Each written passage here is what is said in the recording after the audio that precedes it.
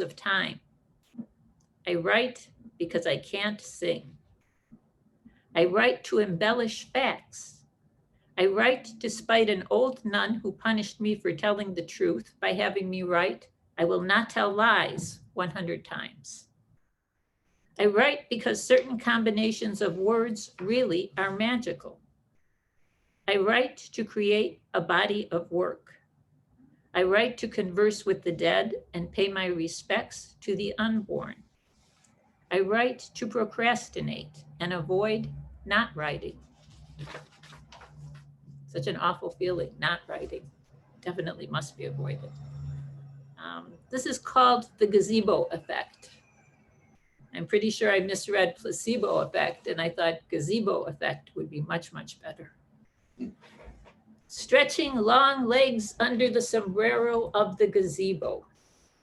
Exercising lazy eyes in the airy gymnasium of the gazebo. Feeling circularity at the magnetic heart of the gazebo. Wallace Stevens smoking a clove cigarette in the transport station of the gazebo. James Schuyler still in pajamas watching the Nature Channel in the lounge of the gazebo. Gathering restless days, shades of blue and violet woven into the basket of the gazebo.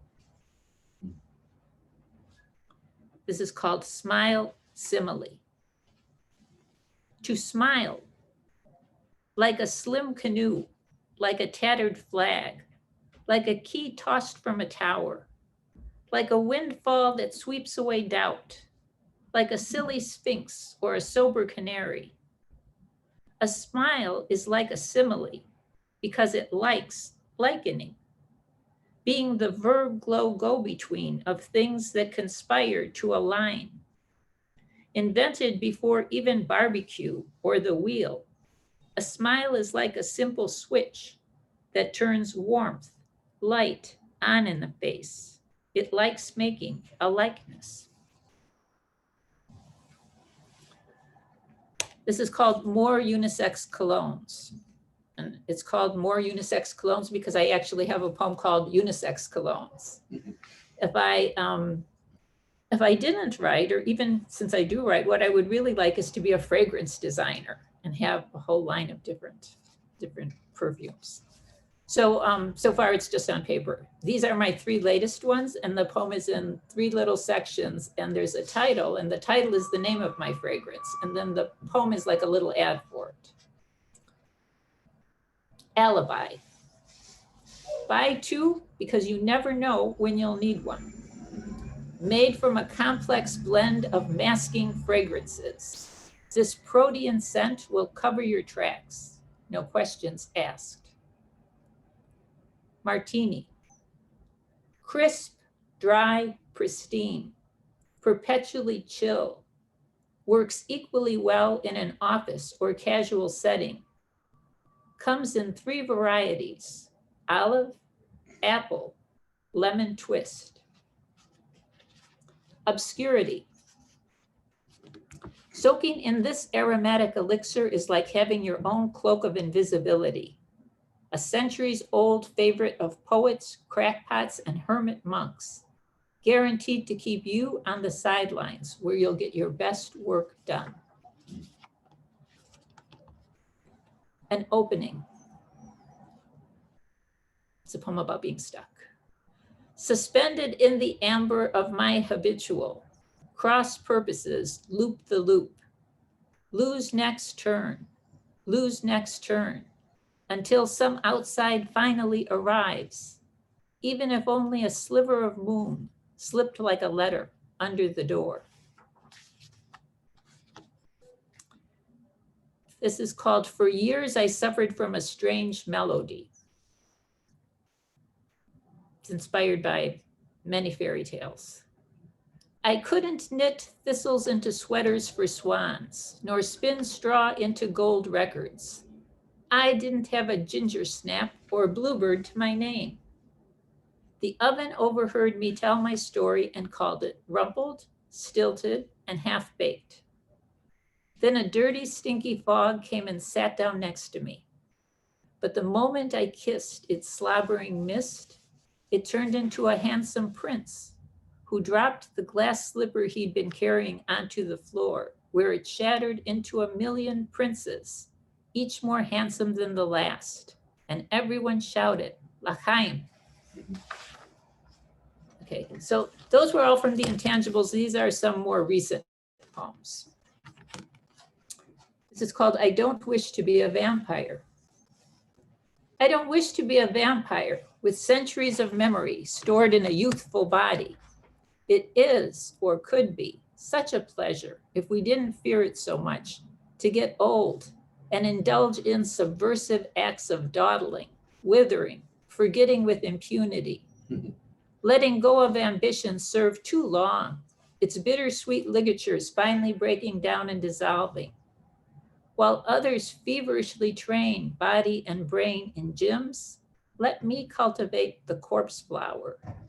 Listen to it like a radio in a small room, quietly playing its hypnotic, melodic overture of decomposition. Buying time. Is time always transparent? The unwet water we live in like bacteria? It should come in different shades, be frosted and opaque. Perhaps if it were something we bought like any other commodity, there'd be more choices. Many people, myself included, feel there's not enough of it. But I don't want it so I can do more. I want it so I can do less, but take longer to do it. A lot longer and a lot less. I want to find enlightenment during happy hour on a side street lit with neon rain. Take little sips with long naps in between.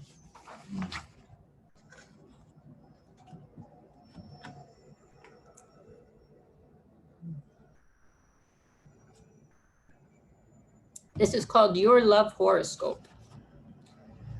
One of the first things I do when I wake up in the morning is read my horoscope.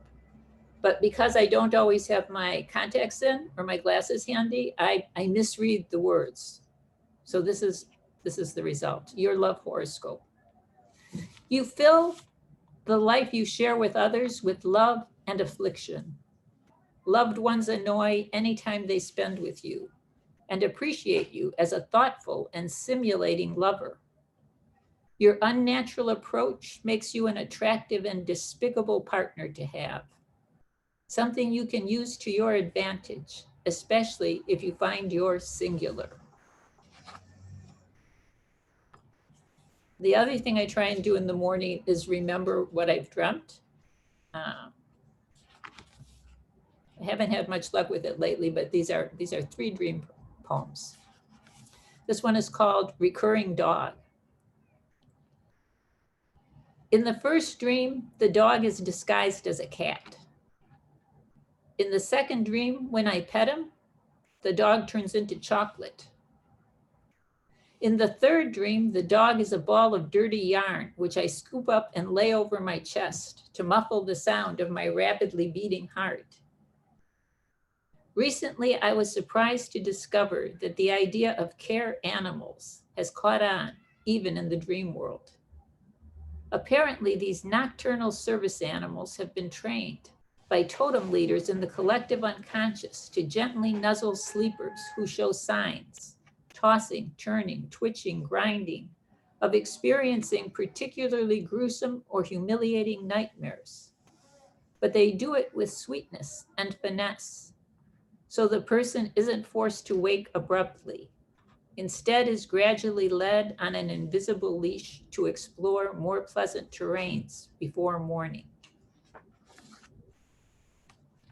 Blank bag. I dream of losing my purse again. Have gone out without my personhood.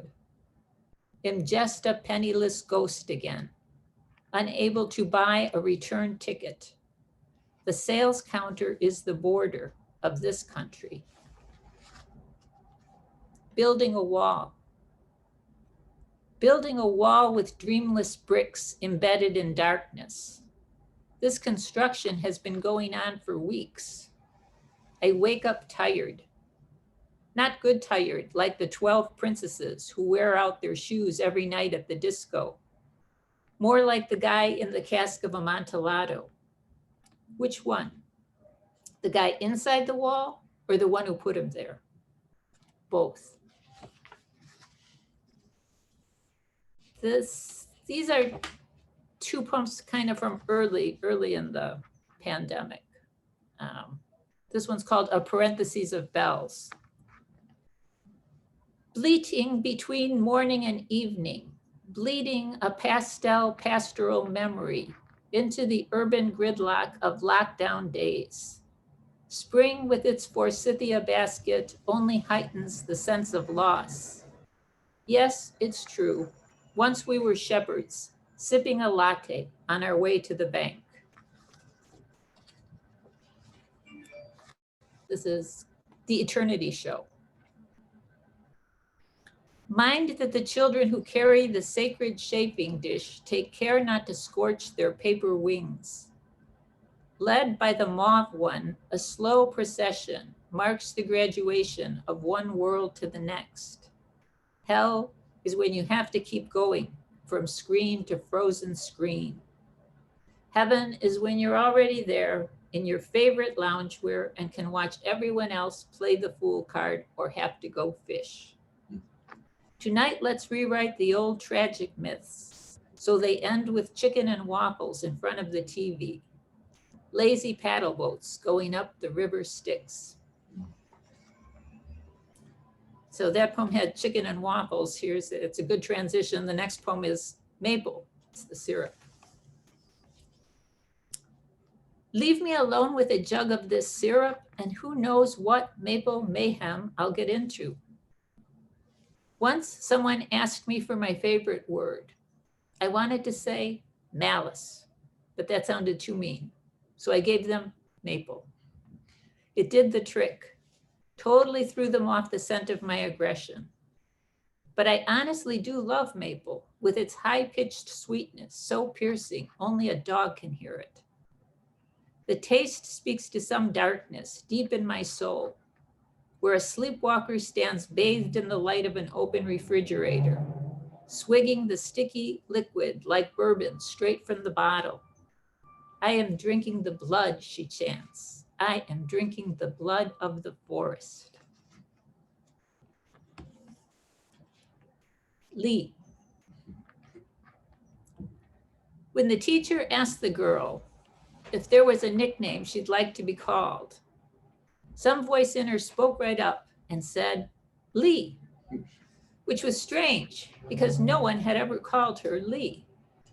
In her whole life, she had never known a Lee except for Sarah Lee, the famous baker, whose cheesecake her mother sometimes served to company. So when the teacher said, all right then, Lee, she had to train herself to respond and look as if she really were this Lee character. Lee, she was sure, was a guy who rode horses, a cowboy loner type. There was something sullen, almost tragic about him, as if he knew he was not long for this world. The name never stuck, and by next year, she was telling everyone to call her Amber. Just a couple more. This is topography. We are congealed in them. Hats, phones, gestures buried deep in the billowing mountains. Once she was a small boy. Then he became an old woman stirring the pot. For a long time now, I haven't been I. Sometimes the only reason she gets out of bed is to decide which fragrance, which pronoun to wear. We all contain multitudes. There is work to be undone. Crayon. Weather colors the day. Breath inflates our aches, bobbing along the surface. Why must I always finish my sentences? It's as if, and now can't stop. And the last poem is called My Mother and I Send Each Other Circles. So it's a ritual. My mom is 96 and I talk with her on the phone every day. And before we hang up, we always send each other a different colored circle of light. It's kind of like on Facebook when people say, sending love, sending good vibes, we send each other colors. So this is our ritual. My mother and I send each other circles of light. We telepathically juggle globes of color, enclose ourselves in the space capsule of their spheres. I say, where are you? She says, I'm on the couch looking at the plant. I'm on the couch looking at the TV. I'm on the couch sprawled out with my feet on the cocktail table. I'm in the kitchen looking across. I'm in the bedroom laying down. Where are you? I say, I'm in the chair looking at the door. I'm standing up looking at the bookcase. I'm in the bedroom laying down. I'm sitting on the bed looking at the wall. Then one of us says, what color would you like? You choose. I'll take all gold. I'll take pure white. How about white with gold sprinkles? I want green, all different shades. What if we try a rainbow for today? Okay, stay right there. I'm sending it now. I'm still sending it. It's sent. Thank you. That's it.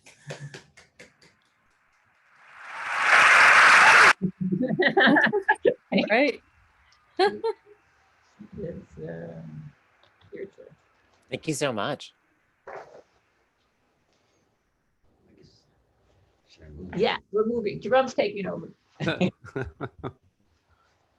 This is episode 10, by the way, year 23, season 46.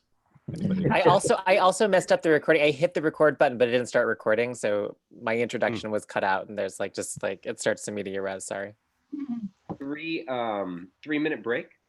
Sure, yeah. Yeah, let's do All right, why don't we do that? I just gotta go to the mute button. I thought we were about to hear about Zanesville again. Is he there still? No. Okay, I got a message today that included the information that my great-grandmother pressured my great-grandfather into moving away from Cincinnati because she couldn't stand the smell. What smell would that be? I don't know, but I've heard other people say that the city used to smell from the river and some things that were dumped in it. The only city I've ever been in that smelled really bad uniformly was Venice. Oh. And it was the same thing as the water. Like the water in Venice smelled terrible. Yeah, there are parts of cities that smell. We used to have a part of DC that smelled so badly that there was a big sign on a building that said, the objectionable odors you may notice in this area do not emanate from this building. Matt, do you know what the smell in Cincinnati might have been that caused his, you said great-grandmother? Yeah, it was a long time ago. Yeah. About 1900. To have to abandon the town, the city. Oh, that would be the pigs. You know, that is so profitable. I mean, there's a reason that, I mean, Procter and Gamble is, you know, a great big, you know, kind of chemical company at this point. But, you know, once upon a time, I mean, you know, in a town that just produced pig byproducts, you know, and put that meat in barrels and, you know, sent it down the river, you know, all that, you know, soap was the result. And, you know, Cincinnati was just a horrific smelling town for, you know, I don't know if it's even, you know, maybe it's still as horrific smell. Okay, confirmed. I knew you were going to know the answer to that. That was great. Plus they were Orthodox Jews, so I think the pig thing didn't really help. The pig thing made it worse. Yeah. That was a deal breaker. I thought of another poet from Ohio, a contemporary one. Isn't Dorothy Barisi from Ohio? Oh, I don't know. I don't know. She lives in California. She works in California. I think she's written about Cleveland. Oh, Cleveland. Does Cleveland smell bad? Not when I was there. When was that, Don? Well, it's been several times. The first time I was in Cleveland, I was tripping on acid in a house, and anyway, and they had a swimming pool. But before you were tripping, did it smell bad? I was in East Lansing, which that wasn't smelly either. Philadelphia used to really stink in the 1960s. Philly stank. Philly was a Of what? very stinky town. There were oil refineries in the south, in South Philly. I think that might have had something to do with it. It was very hot. It's built on a swamp. Oh, wait, we're getting word that Rita Dove is from Ohio. Yes, actually, yes. All right, Bernard Weld has informed us all that Rita Dove. I forgot about her. Jerry Williams as well. Paul Lawrence Dunbar. Bernard Weld is really kind of knocking everyone else's I have Wikipedia. discoveries out of the I'm ballpark. Yeah, embarrassed. I forgot about Rita Dove. He's got the internet. Embarrassed. yeah. The internet's a powerful tool. I don't know if you've heard of it, but it's got a lot of information on it. All of it accurate. Mhm.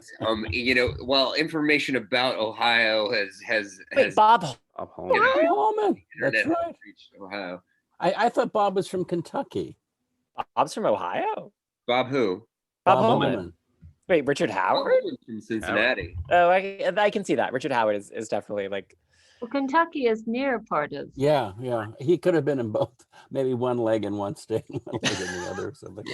Cincinnati is really Cincinnati, and smokers and drinkers in Cincinnati, which were about 75% of the population until I'd say the 21st century, just would all go and get all of their booze and their cigarettes in Kentucky, where they were just shockingly cheap. And yeah, that's the rubric by which I'm a Texan. yeah, And I am not a Texan. Wait, what are you buying in Texas? But I was born in Texas. Oh, okay. I was born in I thought you meant that you San went over there to buy your booze and cigarettes. In Santa Rosa Hospital. I was born in San Antonio. But there's no Texas in me. There's none. Like, you can look deep inside me. You can do exploratory surgery and you will not find any Texas. I don't know. I was always- also born in Texas. My parents left when I was 6 months old. Yeah, 7 months old. Yeah, you know we're military brat? Do you have the same history? Was it because your parents were military or just because they didn't like No, it's it? because my parents hated it. My parents were Canadian and had never seen segregation and didn't know that it existed. That's a good reason to leave San Antonio. Yeah. Yeah. It's a good reason to leave the United States. At the time. Yeah. Mhm. So should we get to Jerome, like on that seg? Yeah. Okay. Let's do it. All right, it's on you, John. it's on. It's actually on old Yeags. Oh, it's on you. All right, Matt. Bringing me out of retirement. Mhm. And and I mean, here we go. I'm not as fast as I used to be, and writing an introduction, and but we'll see what I managed to say here. All right, so something that both of our poets and 3 of our 4 curators have in common is that we have all married another poet. It's something that happens quite a bit in poetry, and why shouldn't it? A strange analogy that collapses with one poke of thought. You aren't looked at as bizarre. Instead, someone correctly observes you've just attempted an interesting sort of hook shot and missed. Poetry is a play with language more than it is work with it. And poetry is far, far, far too weighed down with all its labor metaphors and workshops and great work. And that's another subject. But play is involuntary, ebullient, whatever we're playing. We tend to like playmates. It's fun to play language back and forth with someone who's good at it. And so poets often end up with poets. And in this way, we playfully stave off madness and melancholy and the usual poetic. While I will stay away from sweeping generalizations, I will observe that where both poets are serious in poems, both tend to be serious in reality.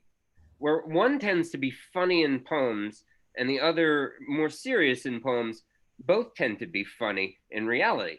I'd say that Jerome and Elaine are sort of in that latter category. I met them both back in 2005. They were both in the 2005 edition of Best American Poetry.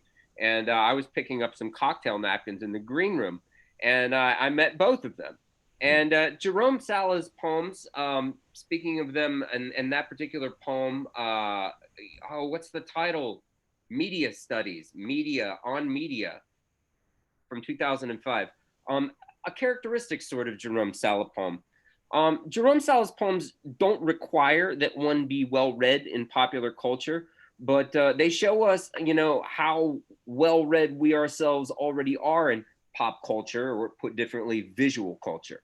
I associate Sala stylistically with the second generation of New York school poets, in which the senses of humor in Ashbery, Coke, O'Hara are developed and refined, given inventive forms in which to frolic, and speaking broadly, are mic'd, or tend to be mic'd at a louder volume. One thinks of, say, Paul Violi. It's a humor based in tone and diction, this kind of Ashberian humor, mixed with some Cokean silliness. Frank O'Hara is only secretly funny. We'll leave that to a different subject, but a different conversation. But there are these elements of diction juxtapositions in Jerome's work. The sort of diction juxtapositions that are beautifully described by Tony Hoagland in his example of a connoisseur of chili dogs. You could also flip that one around and say something like, since Chuck sold his app, he crushes $200 bottles of Bordeaux. In either case, there is a strange marriage of high and low in diction. There's a development in humor, I think, in poets like Jerome and Paul Violi, an incorporation of the rhythm, two-beat, spondaic, bam, bam of the punchline. There's often a delay of information or addition of unexpected information across the line, across the line break, as in Jerome's poem that ends with a shrine to Mick Jagger. There is also in this later generation more attention to cutting out these choice chicken nuggets of the American vernacular and then serving them up on the fine china of the poem. And, in listening to Elaine again just tonight, I thought, well, here is clearly, a connection between her sensibility and Jerome's. And I just thought, wow, if they could take, maybe create a fragrance inside the radiant elephant in the Republican catalog that, Jerome writes about, that would be, unbelievably remarkable. I also associate Jerome with a kind of poem that we think of as a literary poem, Keatsian in the way Ed Hirsch might mean it, and that what the poet writes is the effect of art upon himself or herself. And the poet reads art deeply to understand that effect.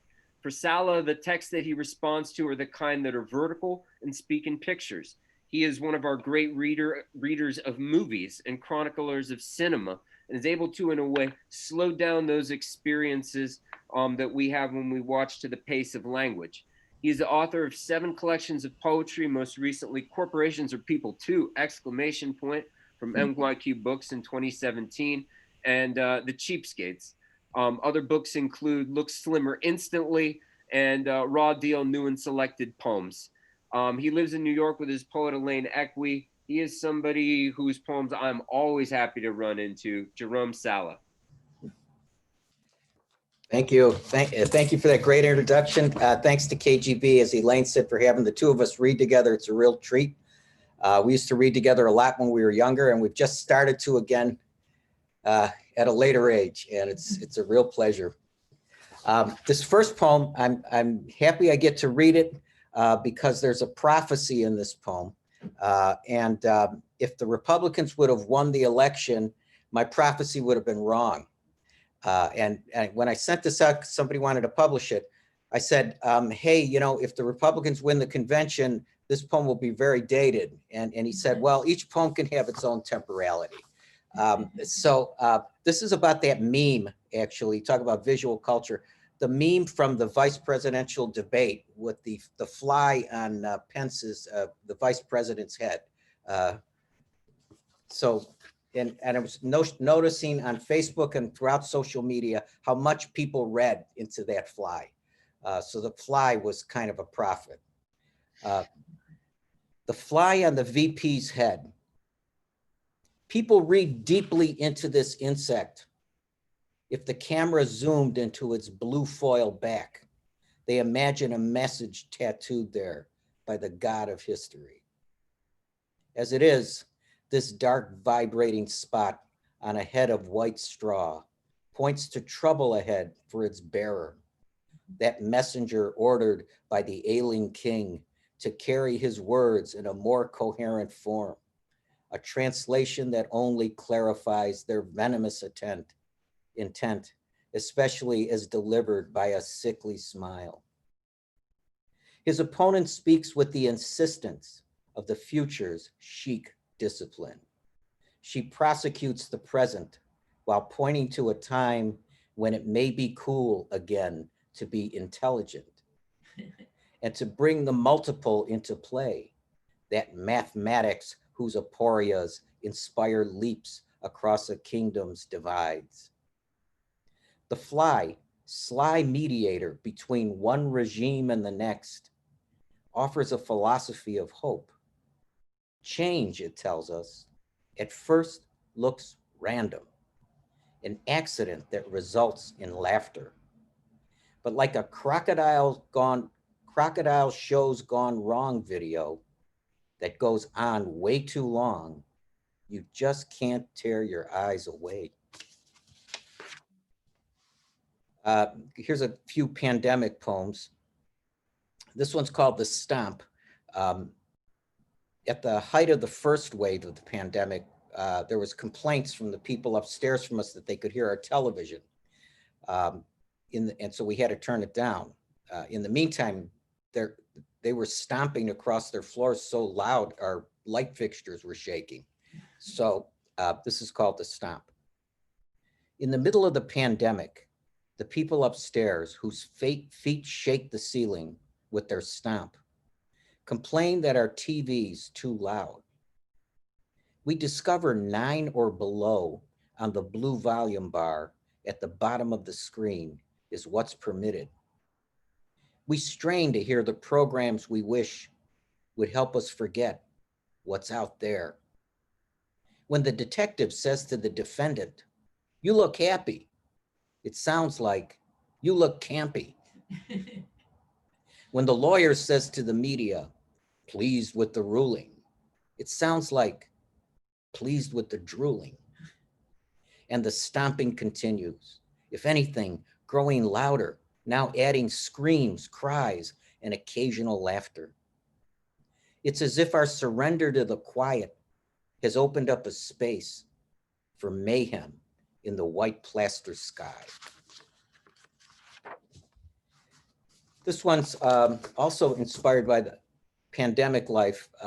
It's that habit you get to ordering everything to be delivered because it seems too dangerous to go to the store.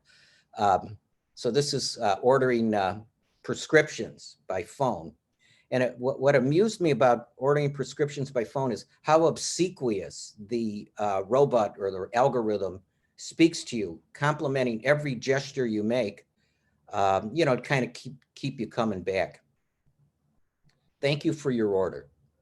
It was sexy," the phone said, "the way you ordered that prescription. Filled in your credit card number just right and clicked home delivery. I like a person," it said, "who knows how to give an order and does it the way the powerful do. No shouting, no threats, just a couple of light taps in the right places at the right time. You're good at that. You should try that again. We're here for you and your whisper touch. You're exactly what we need at a moment like this." This one's also, these next two are also pandemic inspired. Watching the news about the first bailout is what this one's about. It turns out the first kind of stimulus event, most of the money went to the big corporations and very little to the small businesses and individuals proportionately. So I started thinking about this, and it seemed to me like the Brahmins who got this money, they're kind of like the Greek gods who've kind of been brought back to life by this infusion of cash. So this one's called Reinflating the Corporate Bonus Bubble. I hear stomping steps across my ceiling and the dull exhaust of a car struggling through the street. A magazine on the table urges its readers to hydrate, define, and style their curl power. Lost in the mud below, I cannot see the sky. But what a party it must be. The gods are celebrating their resurrection by way of reinvestment. They float again, serene, over seas of data that applaud their reappearance.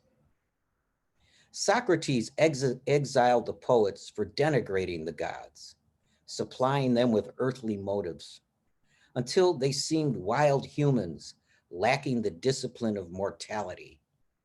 I worshipped Apollo, a singer sang, until he murdered my family.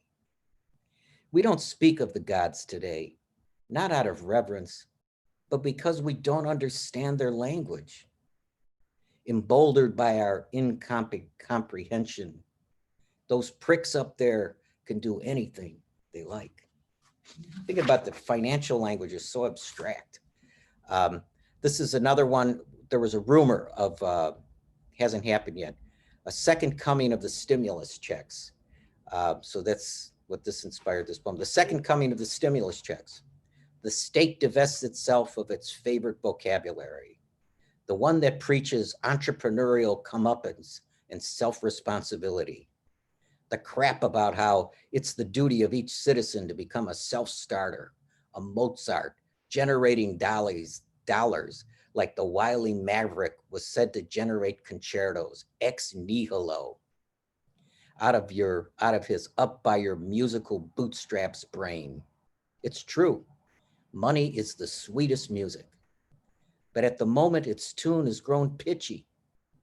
The singer with the greatest voice in the world is going off key.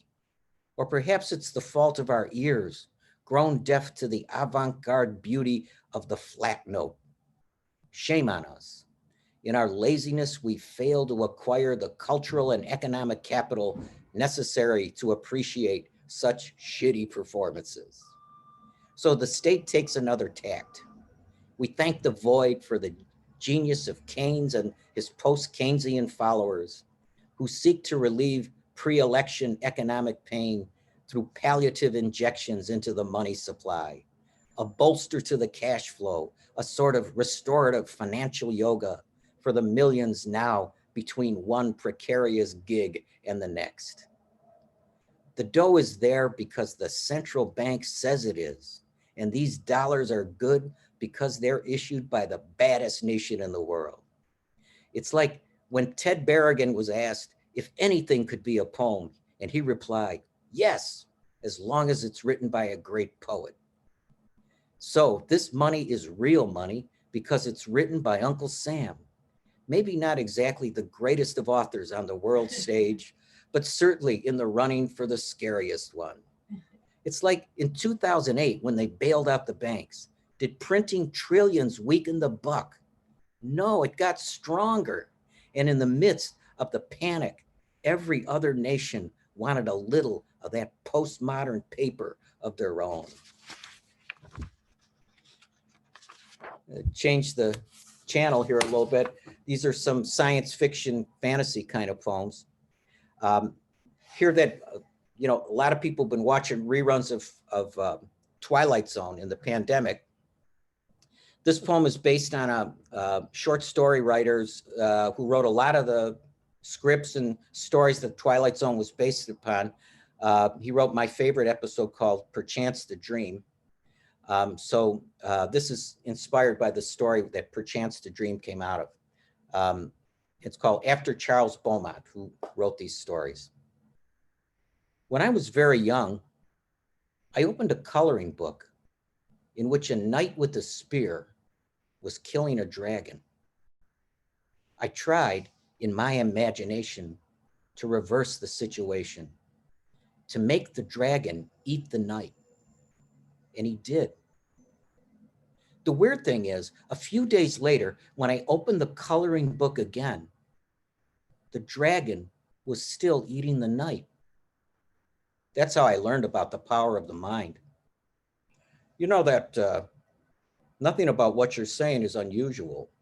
Yeah, but you should know by now, if you tell me it's imaginary, it won't change a thing.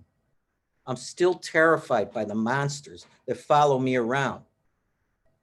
The therapist eyed the street below, toy cars and toy people shopping civilization into existence. It did him no harm at all to know that if the shopping stopped, all would disappear, even himself and his frightened patient. He lit a cigarette thinking, it's good to be alive. If only his patient knew how easy it was to remove your head from the dragon's mouth. Go on, he said. This is about my favorite spoofy science fiction franchise, Men in Black. Just read this one. They dress like Mormon missionaries. Well, the thing about the Men in Black is it amused me that they do dress like Mormon missionaries, black suits, white shirts, and black ties. Men in Black. They dressed like Mormon missionaries, but instead of young and nervous, they were often middle-aged and cool, like old school hipsters. And rather than try to convert you to a secret and marvelous, if improbable story, they'd insist to your face they were never there before shining a light that erased any thoughts you had about them. Yet they were the they who we all meant when we said, they are hiding the truth from us. And their insistence on not being there made the possibility all the more believable, if only in the echo of our deja vu. And they knew this in their wisdom, the depths of which we cannot hope to fathom. So they decided to hide in the brightest light they could find and in front of as many eyes as possible. They told their tale on a movie screen to prove they were a joke. Who believes the people in blockbusters exist? Only the most rabid fans, precisely those who'd never guess that the cause of their obsession was their inability to forget quite enough. And the last thing I'm going to read, have a prop here. It's about this toy rubber Godzilla here. And it's a, you've seen these from like Mysterious Planet. We have this sitting on our table. It's kind of a household god. And, speaking with this household god, I realized he told me he was very sad.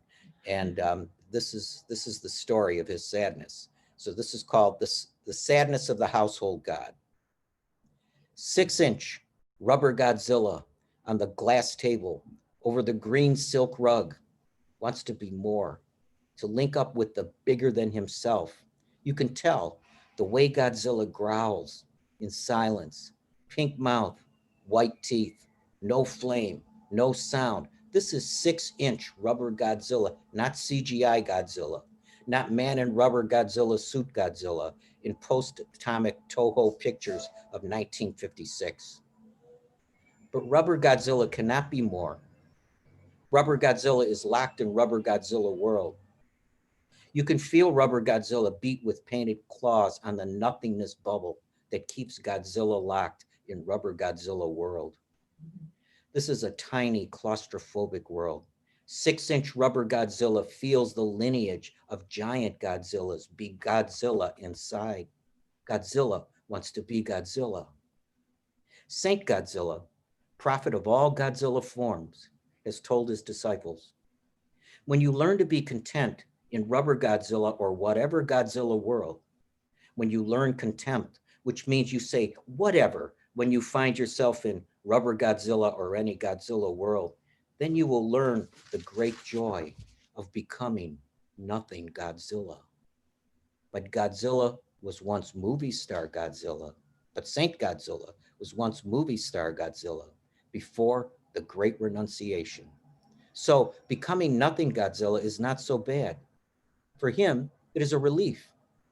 But not every Godzilla can say, better to have been movie star Godzilla and lost than never have to have been any Godzilla before. Godzilla wants to be Godzilla. Thank you.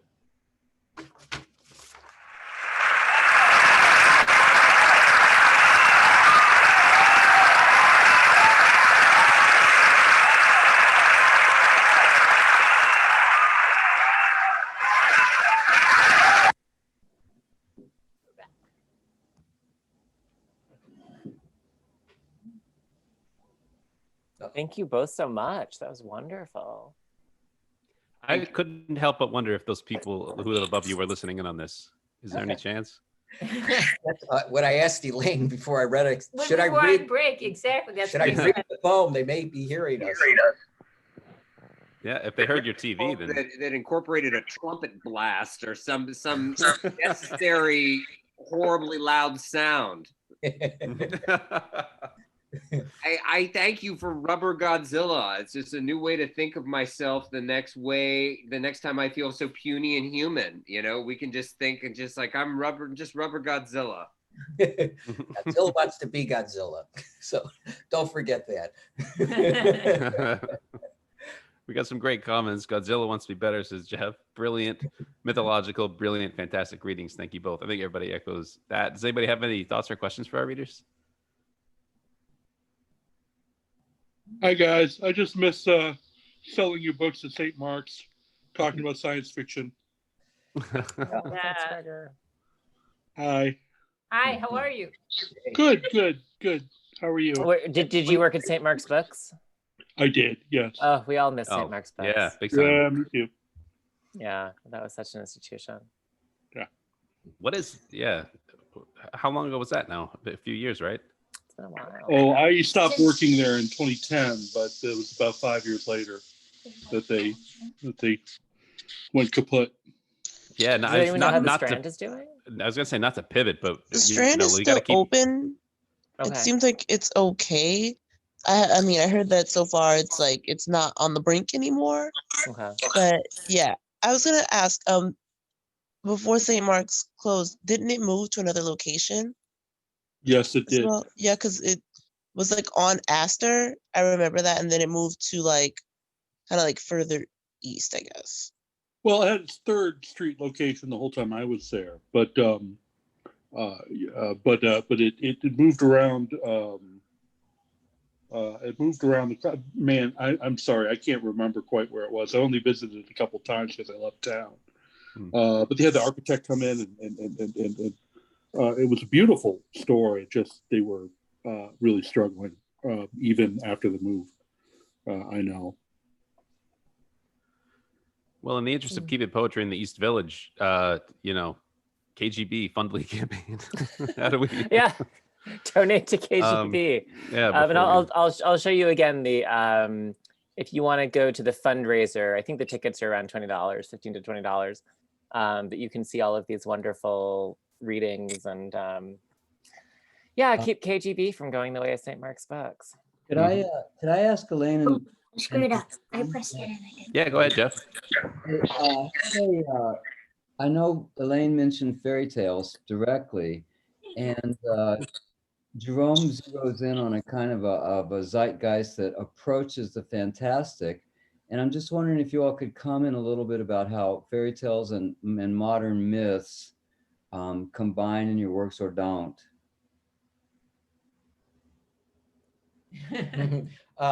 I know with the science fiction, we were talking, Greg, who's here, we used to always talk about science fiction. Science fiction kind of rewrites myth in a secular fashion, which is interesting. And I know, like, the Romantics did that too. They call there's a famous book on it called Natural Supernaturalism, where they would take myths, or like the gods appear again and stuff in secular form. So it's like a translation of that. That's one way it happens. And I know Elaine uses it through dream and stuff. Yeah, I like it because it reminds you of things that you read when you were really young. I mean, I used to like to read when I was young, and it brings me back to that young reader's mind. timeless. Yeah. Thank you. You've got puppets now, right, Jeff? You do a lot of puppet things? Yeah. How did that happen? I love puppets. I started doing them for the pandemic because my son needed help with his 3-year-old daughter because they were all home together. So I was doing a half hour every day.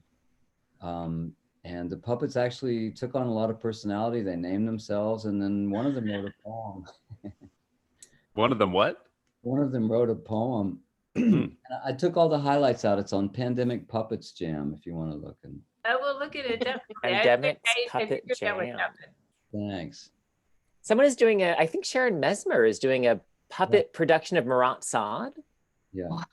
Yeah, I saw that. I saw that on Facebook that she's doing something like that. That seems like the best puppet since Puppet Titus Andronicus. Like, kind of calls for puppets. Any kind of poetry is a kind of a ventriloquism in a way. Yeah. I mean, I could hear a lot of different voices in what we heard tonight. I think that makes me think of what Matt was saying before about the New York school and that sort of thing too. That you can kind of have a consistent voice while also trying on other voices is a difficult feat to pull off. Right. You know. Can I just say, this is the Michael Lally, you can say anything you want to. We're so excited that you're here. This is the first time I've gone to a Zoom poetry reading. What do you think? I'm sorry I was a little late. I was trying to figure it out, but thank you so much. You guys are so fantastic. I love you. It's so good to see you. Good to see you, man. Yeah, Michael Lally, for people who don't know, wrote a book with the best title ever, which is Stupid Rabbits. Write a book with a better title than Stupid Rabbits. Can't do it. It's perfect. Thanks, man. That's great. Michael, it's Bernard. So I don't know if you can see the chat, but I said hello. I didn't see it. I did try to write something in the chat about a poet named Steve Schrader, who was from Ohio. Passed a number of years ago. I think he ended up in Hawaii, but he wrote somewhat about coming from Ohio. Anyway, yeah, I saw you, Bernard, and now look what I'm looking like you, brother. Well, I'm gonna wrap things up. I'm just gonna stop the recording. We don't have to stop, but I'm gonna say that next week we will be back with Fiona J. Lorraine and Nate Klug, who are Princeton poets. They're poets published by Princeton University Press. The link that you used to get here tonight will get you back in next Monday. If you haven't signed up for the open mic, there's still plenty of time. And I'm just gonna stop the recording. This recording will be available next Tuesday at 7 p.m. on YouTube. And tomorrow, if you're curious about what happened last week, you can check that out on YouTube as well. And it'll go live tomorrow at 7. So thanks so much. Bye-bye. Bye, thank you.